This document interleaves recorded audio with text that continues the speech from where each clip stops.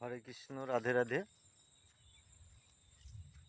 আমি ক্ষুদ্র মানুষ, আমি কিছু কথা বলতে চাই আপনার উদ্দেশ্যে।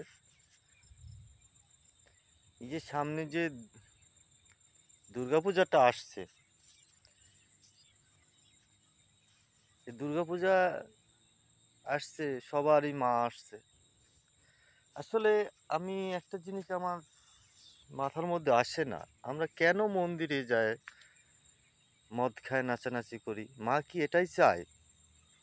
মা চায় যে তোমার ভিতরে অসুর আছে, তুমি অসুরটাকে ডিলিট করো, অসুরটাকে ডিলিট করে সঠিক পথে আসো। কেননা আমার নিজের মায়ের কাছে যদি আমি মদ খায় নাচানাচি করি, আমার মা কি বলবে? ওর ছেলেটা অধঃপতনেই গেল। এটা ঠিক না, এটা ঠিক না। তাই বলছি, মদ খায় নাচানাচি করার দরকার নেই, সঠিক পথে আসুন। আমি মনে হয় নিজের কাছে নিজের প্রশ্ন করলেই সঠিক অ্যান্সারটা পাওয়া যাবে। আমি আপনাদের কাছে করজোরে নিবেদন, আমি করজোরে আবারও নিবেদন করছি, মদ খায় নাচানাচি করবেন না।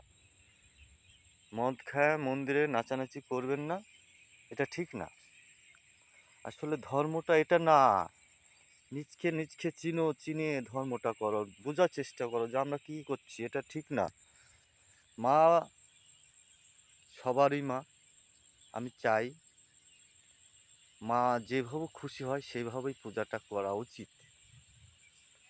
আমরা আগে দেখেছি ঢাকের, আমার ছোট থাকতে ঢাকের বাজনাতে পূজা হয়েছে, এখন ডিজে গানে পূজা হয়।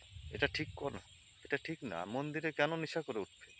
তাই বলছি, ভালো হন। রাধে রাধে রাধে রাধে। হরে কৃষ্ণ, হরে কৃষ্ণ। একবার বলেন না।